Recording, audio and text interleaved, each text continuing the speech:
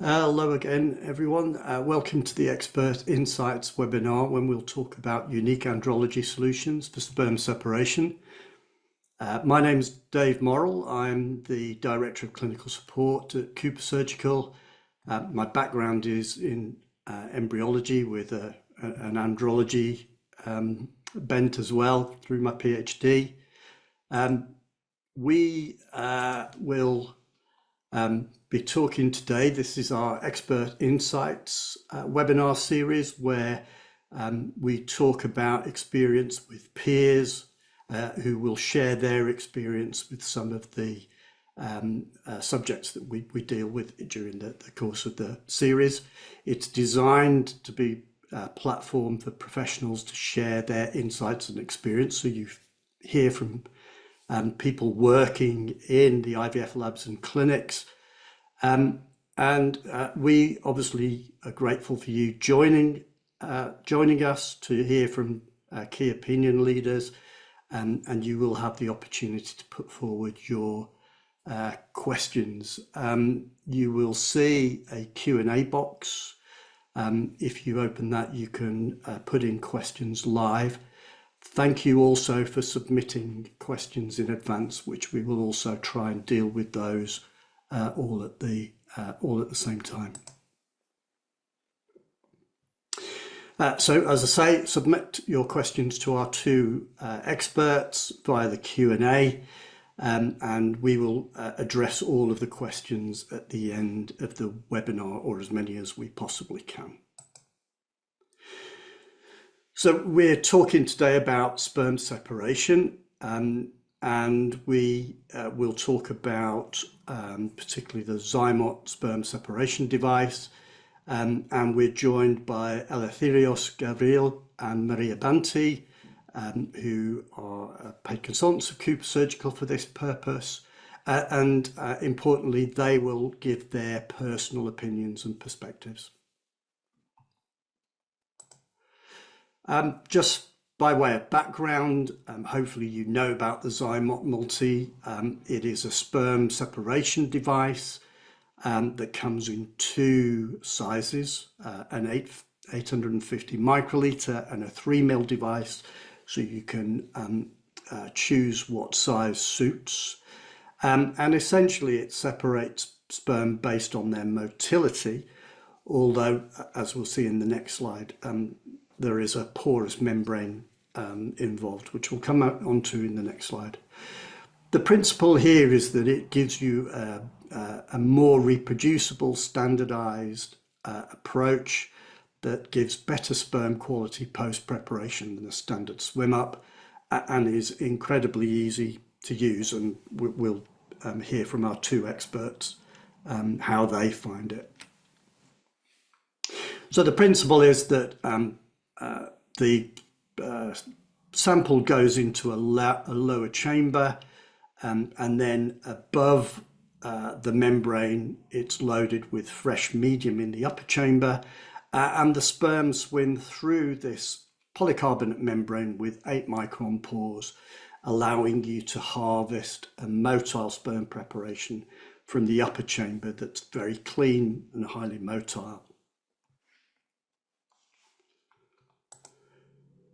Now, what that does is this is from the IVF Brussels group, and one of the principal findings, as we'll hear, is that it's very, very effective at deselecting sperm with damaged DNA in the nucleus. And that has a knock-on consequence insofar as what we also see is that potentially reduces the incidence of aneuploidy, or flip side of that is it increases the number of euploid embryos available to establish a healthy pregnancy. Now we're going to hear from two people. We've got Eleftherios Gavriil, who is from Greece. He studied at the University of Thessaly and then did some postgrad work, an MSc at the University of Sheffield with Professor Alan Pacey. And is currently clinical embryologist at Embryo Clinic at Thessaloniki.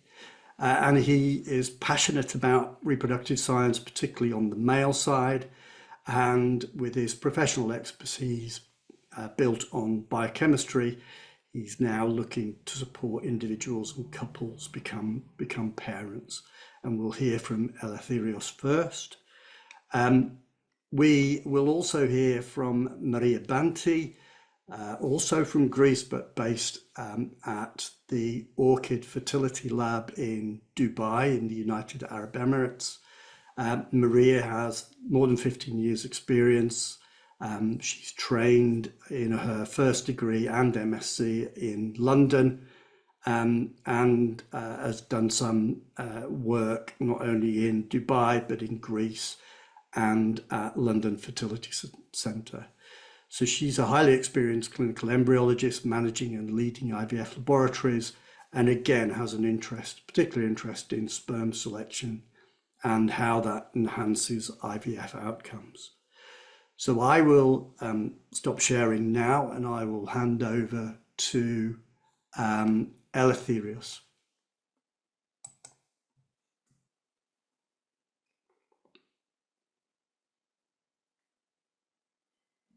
Hello, everybody.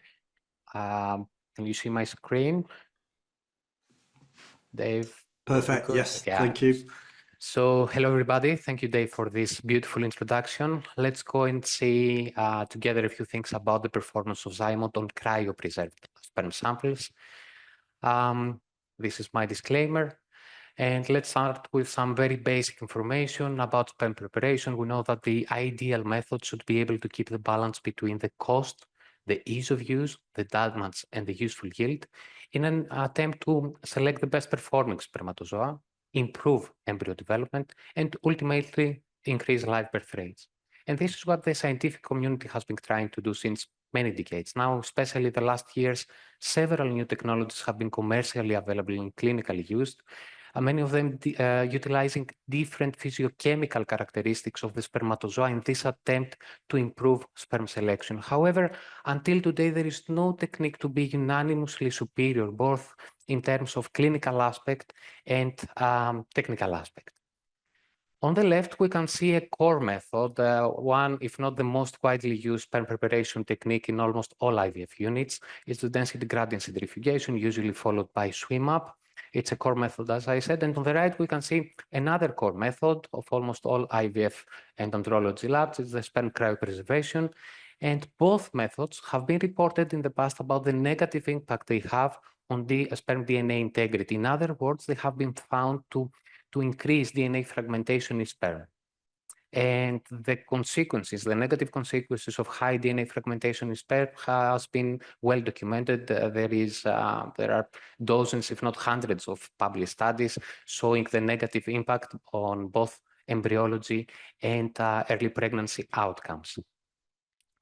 And this is where the importance of ZyMōt kicks in. ZyMōt has been reported by several different studies to be able to minimize, to drop DNA fragmentation levels to nearly zero. And this is quite important.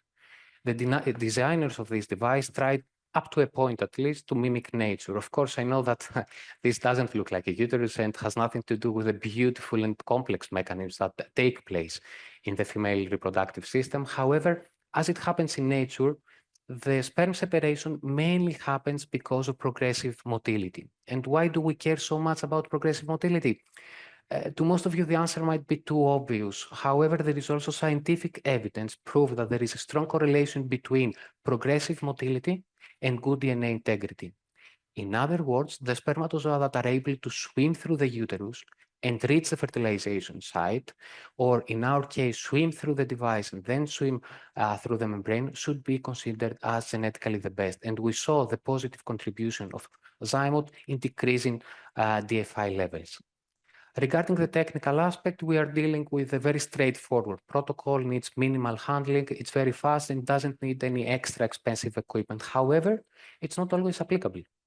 It demands the presence of progressively motile spermatozoa, and therefore sperm samples which are like TESE samples or severe oligoastenospermic samples are not able to be processed using this device.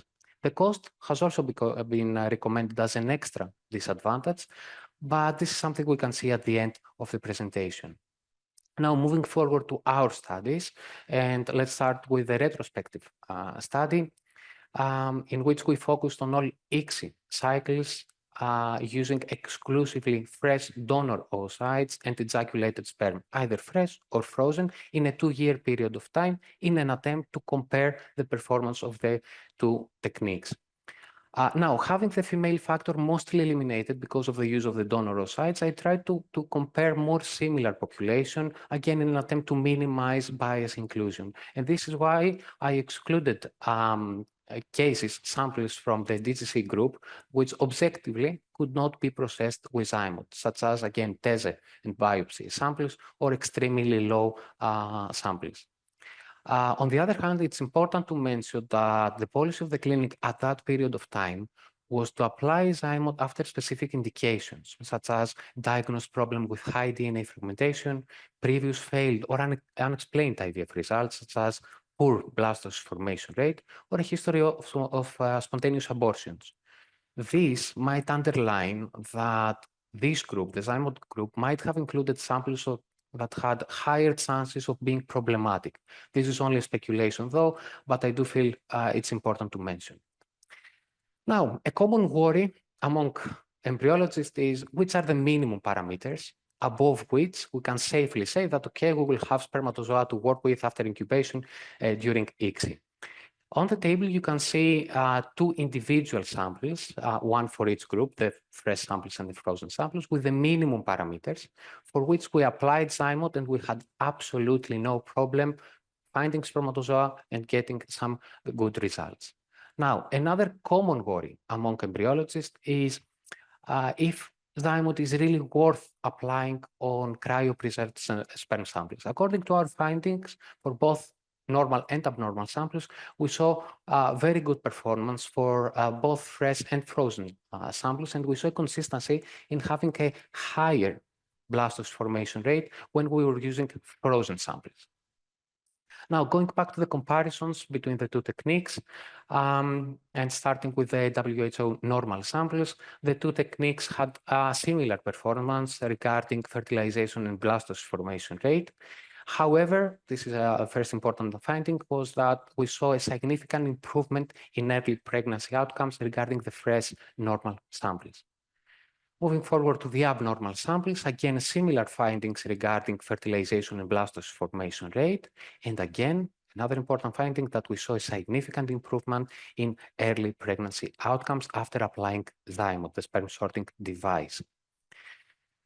Moving forward to the second study, this time we are talking about a prospective, controlled, and sibling donor oocyte study in which we included 150 cycles using exclusively fresh donor oocytes and cryopreserved ejaculated sperm, again, in an attempt to investigate the performance of ZyMōt. You can see the study design.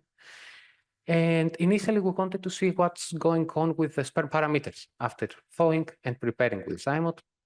So we saw, as expected, because of the repeated dilution steps, we saw a dramatic decrease in sperm concentration after thawing and preparing with ZyMōt. However, we saw a significant improvement in progressive motility and improved morphology. Here, it's very important to mention that for 33 out of the 150 cases, we were not able to perform proper sperm parameter quantification after thawing and preparing with ZyMōt because of the dramatic low sperm count. However, there is a separate analysis for these 33 cases in the group. We had absolutely no problem finding spermatozoa and having some great results. Now, here on the table, you can see the main embryology outcomes of this study, and this includes all 150 cases. You can see that there was no difference between the two methods regarding the fertilization percentage cleaved embryo, but we saw that after applying the sperm sorting device, the ZyMōt device, we saw, and this is quite important because we are talking about a sibling donor oocyte study, a significant improvement in the blastocystis formation rate. Now we saw the clinical contribution of ZyMōt. Let's see a few things about the technical aspect. Here you see one of the samples that we included in the study. You can see the parameters post-thawing and thawing and preparing with the two techniques. We are talking about the same sample, cryopreserved, thawed, and processed at the same time. You can see on the videos the difference in the performance of the two techniques. And the videos were taken shortly before we performed ICSI, while the samples were loaded on PVP. Here, it's another example of similar performance. And now, I would like to share with you how we work with ZyMōt, a few tips and recommendations, things that you might find useful and might help your workflow. So ideally, we want to work with liquefied samples, although ZyMōt can work with viscous samples as well, but it's a little bit more tricky to load the sample. So allow for proper liquefaction, but if proper liquefaction doesn't happen on time, as I'm not a friend of the syringe method, I would consider mixing the sample with some sperm buffer. And according to our standards and protocols, we found that we needed at least 10 to 20,000 progressively motile spermatozoa per ml after ejaculation to feel safe that we will have a lot of spermatozoa during ICSI. The respective number for the frozen sample was way higher, as expected, and we saw that we needed at least 1 million of progressively motile spermatozoa per ml after ejaculation, again to feel safe.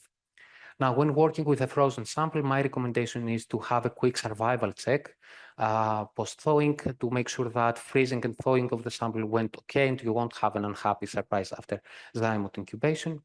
Also, try to adjust your processing time, thawing processing time close to ICSI. Don't leave the sample thawed for a long time, or don't let it incubate for several hours before performing ICSI.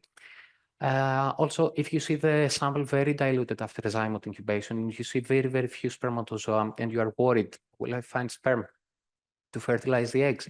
What you can do is load the sample well in advance, 10 or 15 minutes on the ICSI plate to give enough time to spermatozoa to travel across many optical fields, and this will make your life easier.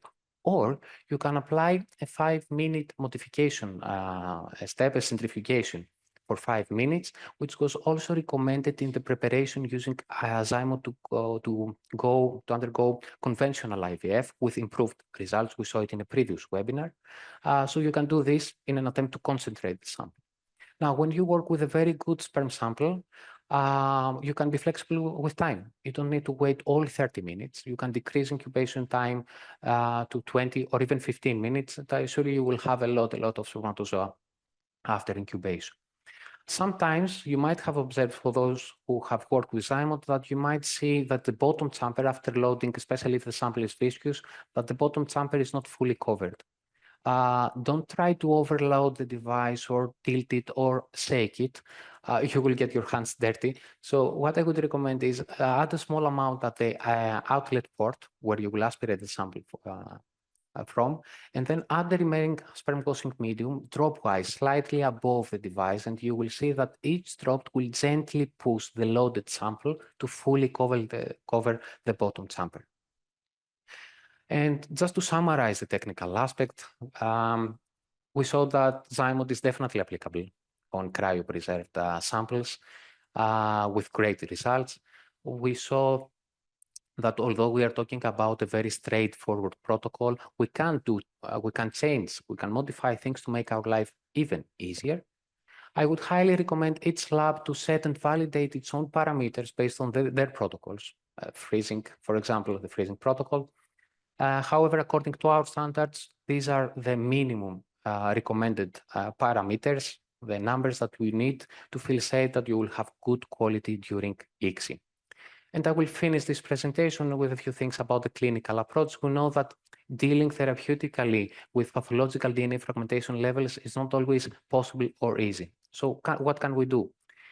We can protect DNA integrity as much as we can, or we can use this method that will minimize the sperm DNA fragmentation.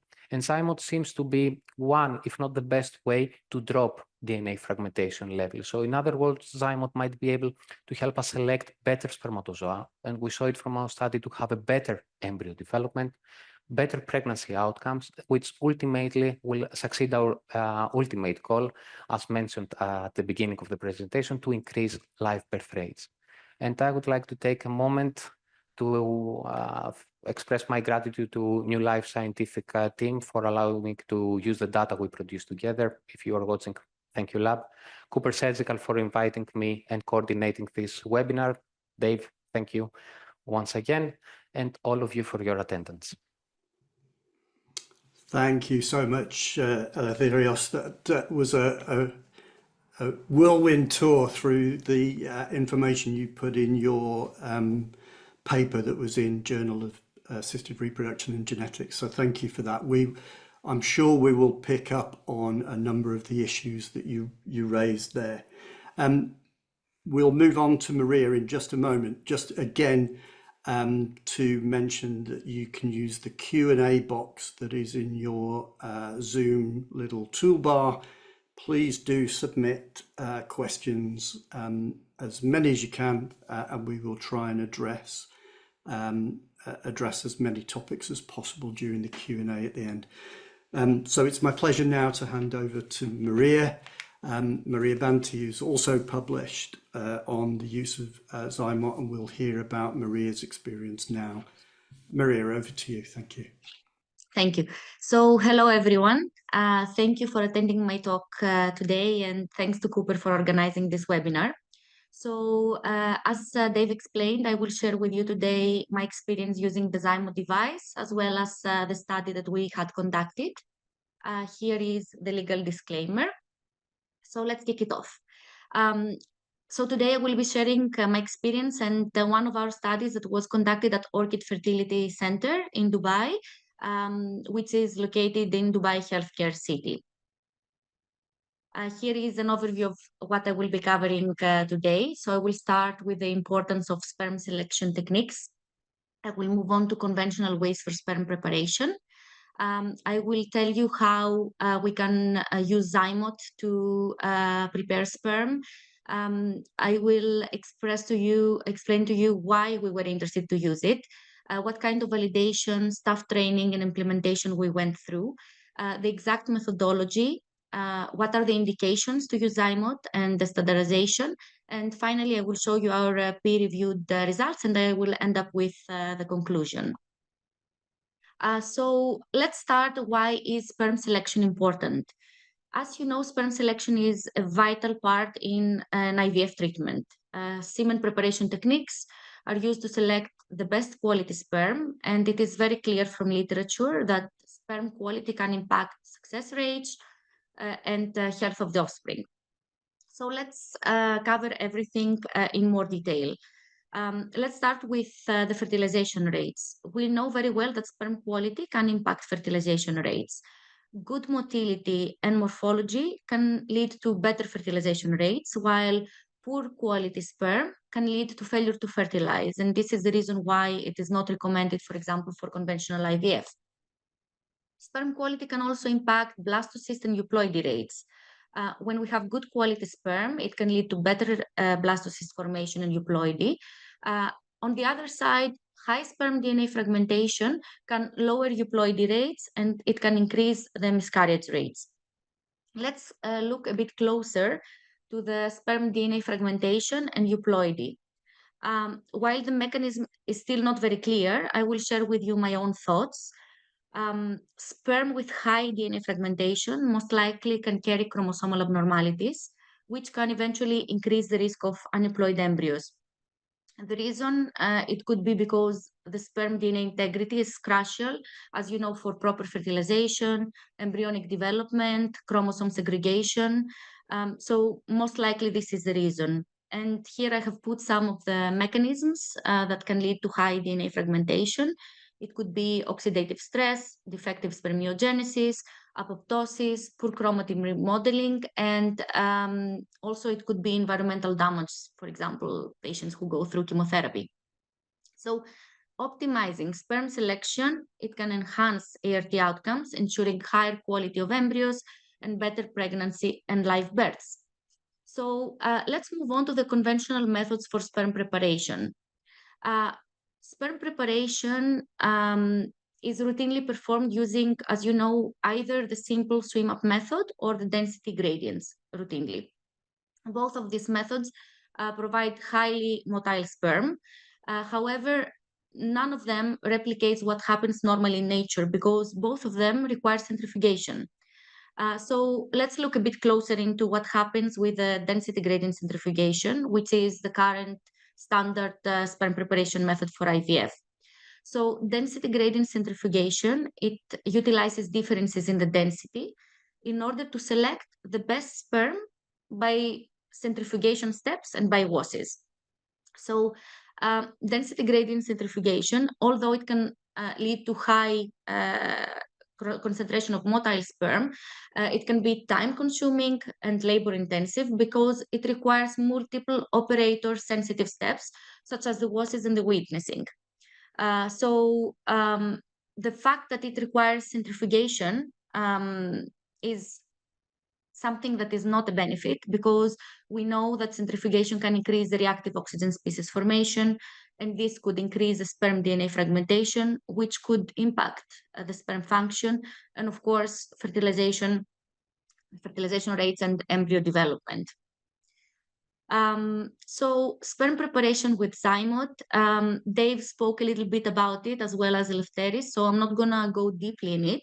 But what I'm gonna say is that microfluidic devices mimic the natural progression of sperm through the female reproductive tract, and this is exactly what ZyMōt does. It is a microfluidic sperm separation device that has the microporous membrane, and these pores have the optimal size for the selection of the sperm with the highest quality and the lower DNA fragmentation. And as I said earlier, no centrifugation is needed, so hopefully it doesn't increase the sperm DNA fragmentation. So how did it spark my interest? I remember it was beginning of 2021 when I came across a LinkedIn post about the ZyMōt. And this is what sparked my interest because I started researching it. I found some papers and I saw that the results looked promising. I also saw that it was FDA approved, so it's safe for our patients. It doesn't need centrifugation, a very big plus for me because it mimics the natural path in a better way. And it's very, very easy to use. It doesn't require any special skills. It saves time. Also, I think it saves money and it produces less waste. And at the same time, it lowers the risk of mix-ups because it requires less steps of moving the samples between different containers. So we started using it in February 2021. And here is a little bit about the validation, training, and implementation. So as you know, validation of any method is super crucial in an IVF lab because we cannot start using something unless we make sure that it works and it's safe. So we did the validation by splitting the samples. We prepared half of the samples with density gradient centrifugation and half with the ZyMōt device. And then we injected the sibling oocytes for 10 cases. And what we saw is that fertilization, blastocyst, and euploidy rates, if not similar, they were better with the ZyMōt device. And then we were ready to start implementing it into clinical cases. So we trained all staff. The training was very easy because, as I said, it doesn't require special skills. And we received positive comments by every member of the staff in the lab. We explained the whole idea to the doctors, and they immediately started discussing about this to the patients as a promising option, especially to patients with male factor infertility or previously failed IVF, implantation failures, or recurrent miscarriage patients. And what we saw is that the patients actually embraced it because they wanted the best possible approach for their treatment. And this comes at almost no extra cost, so why not use it, especially if they had a failed treatment before. Indications for the use of ZyMōt. The main indications I would say are increased sperm DNA fragmentation, male factor infertility, previous IVF or implantation failure, and patients with recurrent miscarriages. But beyond all these indications, we chose to use ZyMōt for all our couples. And I will tell you the reasons. Because first of all, the studies were showing promising results. And also, as I will show you with our study later, we did see the same as well. It mimics the natural selection of sperm, and it doesn't require centrifugation. Therefore, it doesn't increase the sperm stress. So ZyMōt became our standard practice. It's the default sperm preparation method for the past 3 years. And as Eleftherios said earlier, it cannot be used in cases of, let's say, severe oligospermia. I put theirs indicatively, less than 10 million per ml, less than 40% motility, but this can depend on the sample. For example, if a sample is 5 million and the motility is good, of course, we can proceed and do the preparation with the ZyMōt. And now I will show you our peer-reviewed results. This is a study that was published in 2024 in February in Reproductive Sciences with the title "Sperm Preparation with Microfluidic Sperm Sorting Chip May Improve Intracytoplasmic Sperm Injection Outcomes Compared to Density Gradient Centrifugation." Here we use the 850 microliters device. It's a single cohort, single center retrospective study, and it's from February 2020 until February 2022. So we included 53 couples in the study who underwent 2 ICSI cycles within a 12-month period. For each couple, the 2 closest cycles were identified. The one used the standard technique of density gradient centrifugation, and the subsequent cycle used the Fertile Plus, which was then rebranded as ZyMōt, as the technique for sperm preparation. And the couples acted as their own controls in order to remove the bias.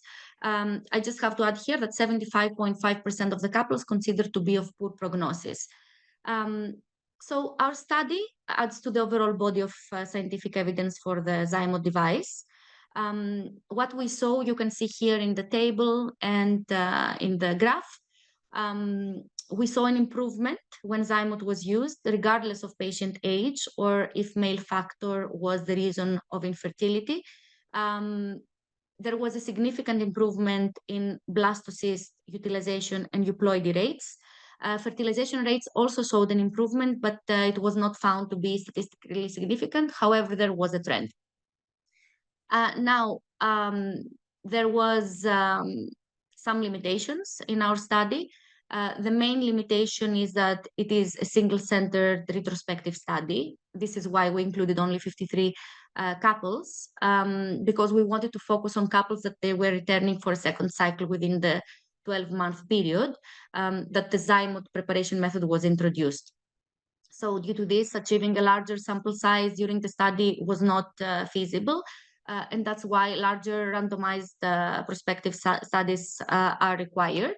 And also, another challenge was in achieving complete control over ensuring the consistent oocyte quality between the 2 cycles that we compared for each couple. In order to minimize the bias, we included patients that were returning for treatment within the year, because we were assuming that the impact of the age on their quality is as low as possible within the 12 months.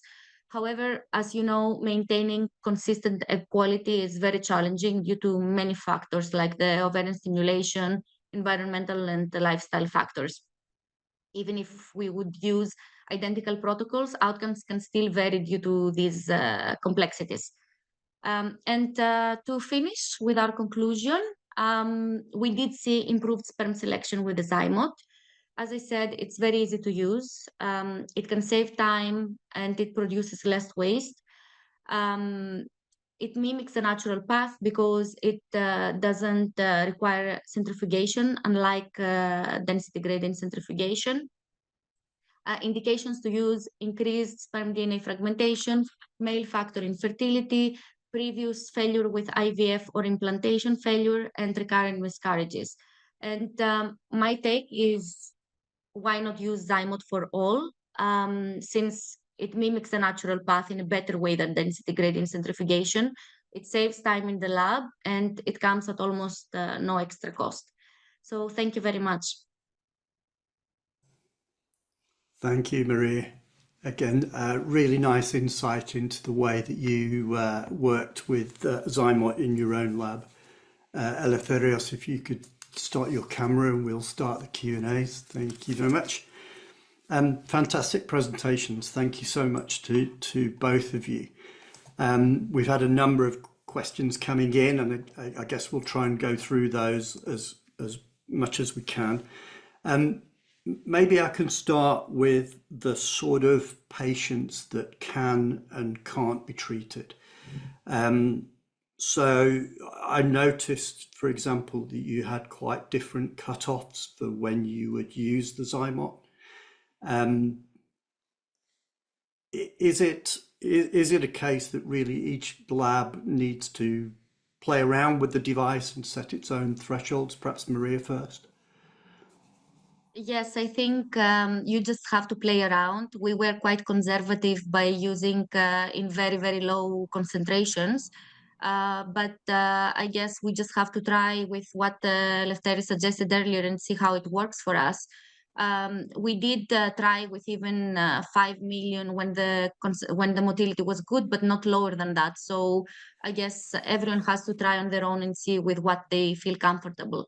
Also because we have trainees in the lab. Obviously, they prefer to have a higher concentration in the final preparation rather than fishing from sperm. So it depends on the level of the seniority of the embryologist as well, what you want to achieve as a final preparation. Okay, and Eleftherios, your starting point was lower but higher with the frozen samples. Yes, Perhaps because you could we were trying to take it one step further time after time, because we were quite happy with the performance of ZyMōt. And as Maria said, ideally, we wanted to apply the device to all patients, because, you know, when you can mimic nature, when you can do something less invasive, why not? So time after time, we saw that okay, it can work even with this concentration, and we reached to a point to work with extremely low sperm count, and we didn't have any problem. Of course, you might need either, as we said during the presentation, to load the sample a little bit in advance to give some time to spermatozoa to travel across the ICSI plate, or to try to do the 5 minutes centrifugation step, which is an official recommended step to concentrate the sample. And even with such low concentrations, with, if I remember well, 500,000 and a very low progressive motility, we still had a very good number of spermatozoa to work with during ICSI. And Eleftherios, your starting value for count for the frozen samples was much higher. It was much higher indeed, because of the required dilution steps that you need to do either while you dilute the sample to do the freezing procedure, or after thawing the sample, so unavoidably, and you will have some sperm loss as well. But we saw that for frozen samples, 5 million with approximately 20-25 progressive motility should be fine to work with ZyMōt, which is quite good. And one of the questions was around how you prepare a frozen thawed sperm sample before it goes in the device. Good, that's very good. What did you use in your study? Yeah, so after thawing the sample, we dilute the sample 1-to-1 with a sperm buffer. And for the study, at the same time, some amount was loaded on the device. 850 microliters were loaded on the device, and approximately up to 2 ml were loaded on the density gradient centrifugation method. And this is how we perform our study, and this was our routine. So a 1-to-1 dilution step after thawing, and instantly loading the sample on the device. And Maria, what's your experience with frozen thawed samples? Do you have a feel for that? So we felt very comfortable using the ZyMōt device as long as the concentration and motility were good post-thawing. we didn't ever have any problems with the thawed samples, and the preparation was very, very nice, and we had very good results as well. I don't have the statistics right now, but we never faced any issue with it. And I guess the fallback position, if you're nervous about the quality of the sample, you would fall back and use a density gradient. I would recommend that if you have a sample that you don't feel very comfortable using with the ZyMōt, you can always keep some of it as a backup without preparing it. Prepare with the ZyMōt, and if it doesn't look nice, then you can use the remaining one for the density gradient centrifugation. But honestly, I don't think that you will have any issues with that. Okay. Are there any patients that you would not offer ZyMōt to?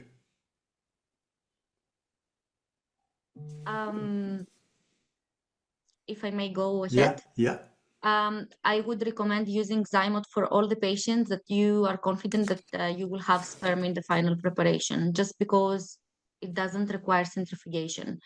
So that's my main take.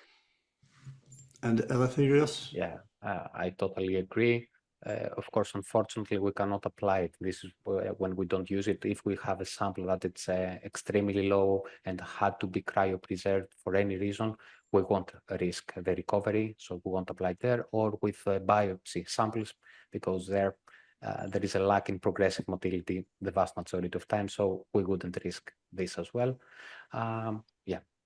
Yeah, so I guess the unusual, the less routine cases like surgical sperm recovery, retrogrades.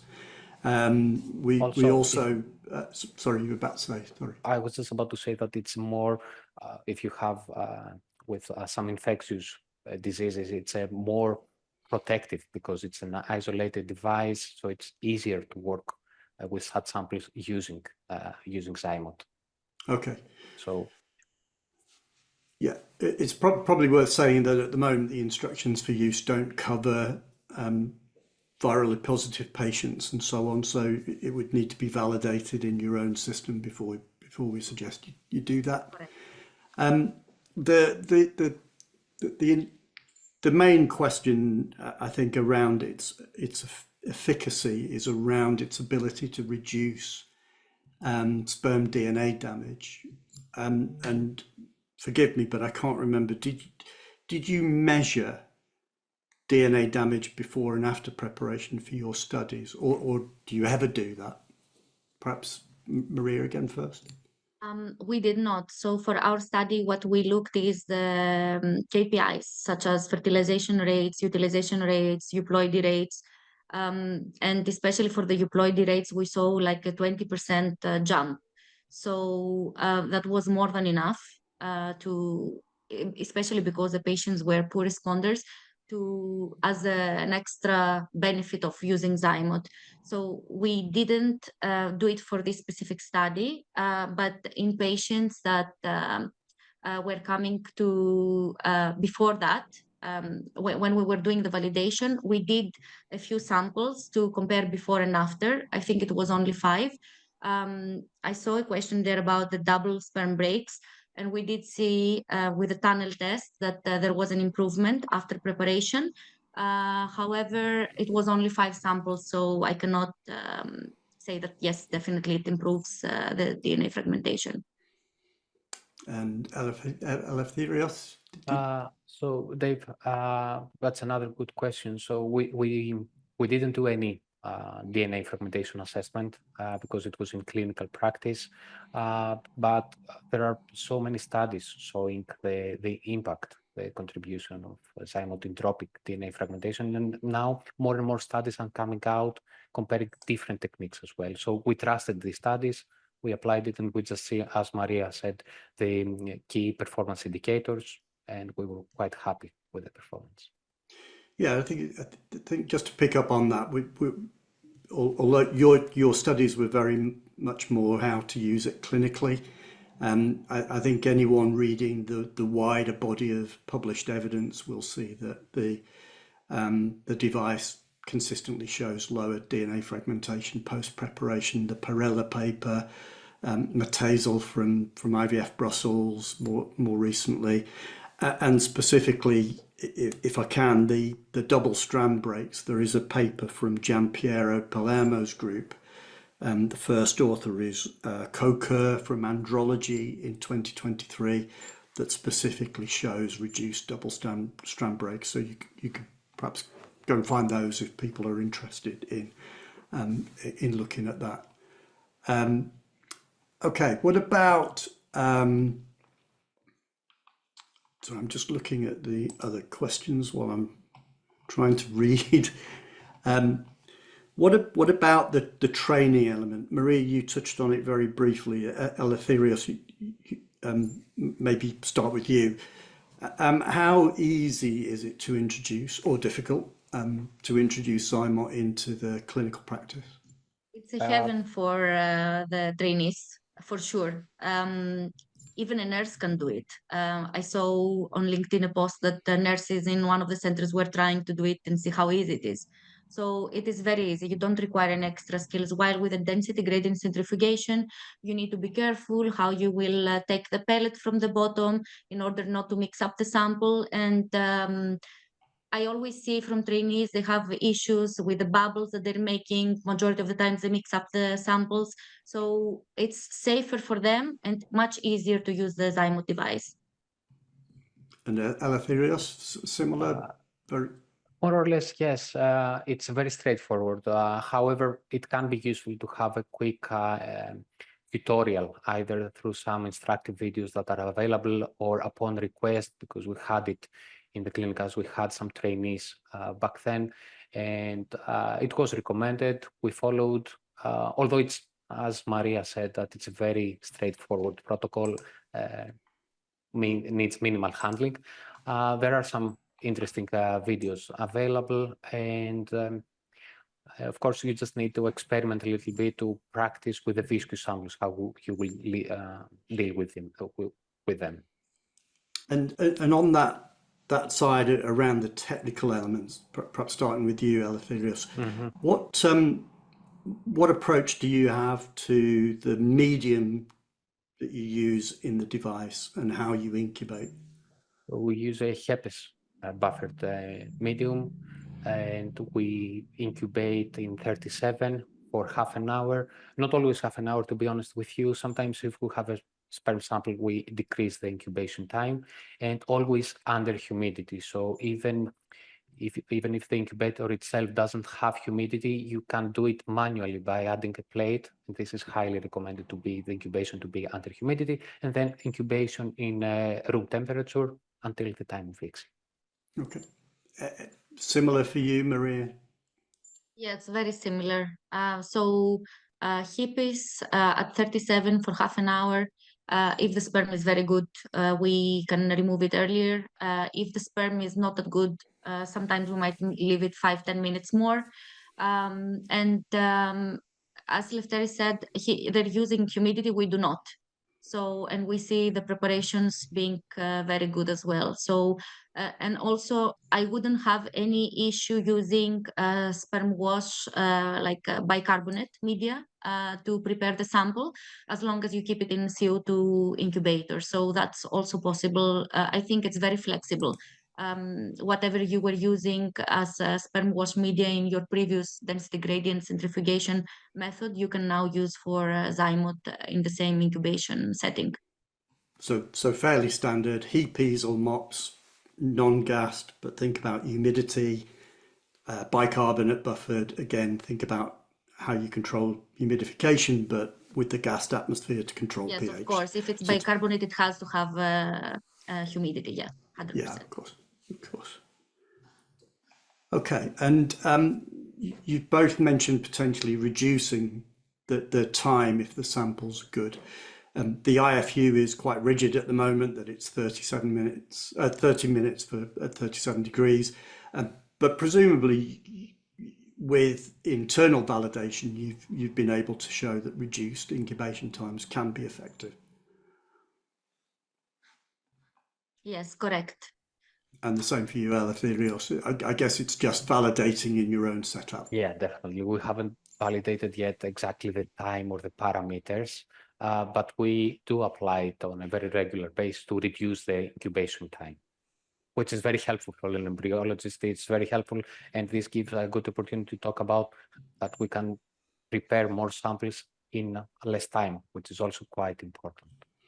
And just picking up on that point, we're not going to talk about cost particularly, but we know it's more expensive than a simple swim up, for example. But the fact that it's reproducible and consistent and technically easy, but also you've touched on the reduced number of steps and potential time savings. So Eleftherios, is that something you saw as well? And Maria mentioned it. Yeah, 100%, because you can process more samples at the same time. Also, I have my doubts if it's real disadvantage, the extra cost, because we saw it from our study that you might need less cycles to succeed your goal. So maybe at the end of the day you save money, but this is another conversation. However, to fully address your question, yeah, we saw, we cannot show data, but we do see an improvement in the time that we need to prepare same amount of samples using ZyMōt. It's quite faster. And picking up on your study, Maria, one of the things that stood out, I think, was the fact that it was the post-fertilization events that were improved. So you saw Correct. improved blastocyst formation and utilization rate and euploidy rate. Yeah, these all were significantly improved. Fertilization was not that much increased. It had a trend, but it wasn't significant. However, we did see that after that, so most likely after the sperm DNA kicks in, which we know that it's after day 3, that's when we started seeing the difference. So we did see that it improved the results significantly. And interestingly, your study equally, Eleftherios, I know you showed that the pregnancy rates were higher using the ZyMōt. So again, it's post-fertilization events that seem to be improved. Yeah, in both studies, we didn't see any difference between fertilization, which might be expected, but we did see the difference after the day 3, the blastocyst formation. And in the retrospective study, we saw a difference in the pregnancy outcomes as well. And you're both principally using ICSI or ICSI entirely? I wonder whether we might see something slightly different with conventional IVF. So for the study, we used only ICSI, but in general, we use it for both IVF and ICSI. So we did see very good fertilization rates with IVF as well. Okay, that's interesting. Thank you. And Eleftherios, have you? We work mainly with ICSI, so I don't have any experience to share regarding ZyMōt on conventional IVF. So when we use ZyMōt, it's always for ICSI cycles. And what about intrauterine insemination? Have either of you used it for that? Eleftherios, perhaps first. We did have some attempts. We don't have data because we haven't tried it in many cases. We try to adapt it and ideally to apply to all cases. If ZyMōt is applicable, then we will use. We just need to, of course, we recommend the big device to utilize the 3 ml. Yeah, exactly, because in this scenario, we will be able to take advantage of the whole ejaculate. And I hear this a lot about the volume. So if the volume is not enough, we can mix with some sperm buffer to reach the 3 ml that are necessary. Fantastic. And we are actually running out of time. So despite lots of questions coming in, I'm going to have to call a halt to it there. I'll just share my screen if I can. Hopefully that is now showing. Thank you, Maria and Eleftherios, that your input and insights into how you've been using it clinically has been really helpful. I hope we've managed to address as many of the questions as we can, but if you have questions that haven't been addressed, please contact your local account manager or clinical application scientist, or indeed come direct to us, and we'll see if we can provide those those answers separately. So the take-home messages, I think, we think technically it's easier to learn than traditional methods. We've got potential advantages from it involving fewer steps, which means practical efficiencies in time, witnessing steps, a reduced risk of errors. We believe the device is technically straightforward, which allows reproducibility and consistency, which is much more difficult to do, for example, with a standard swim up, where the technicalities of making a really good, robust swim up require a certain degree of skill. And I think from the body of evidence that we have at the moment, we can say consistently that the ZyMōt device reduces sperm DNA fragmentation. That's been linked to reproductive outcomes, as I'm sure we're aware. So hopefully it gives better quality sperm with a faster, easier, more reproducible preparation method. So thank you again to Maria and Eleftherios for their insights on working with the ZyMōt sperm separation device, and I'd urge you to go and look at their publications with details of the studies that they've presented today. We also want to thank you, the large number of people that have joined today's Expert Insights webinar. Thank you for attending. That's important to us that we're able to engage with you at that level. We hope you found it interesting, and that the findings from Maria and Eleftherios' studies, along with the discussions that we had, will be helpful for you in your laboratory and clinical work. Following this webinar, you'll get an invitation to provide some feedback. If you provide the feedback, you'll get a certificate of attendance. So please do give us some feedback on the webinar, and then we can post you out via email a certificate of attendance for your continuing professional development records. So once again, thank you everyone that's participated, particularly Maria and Eleftherios.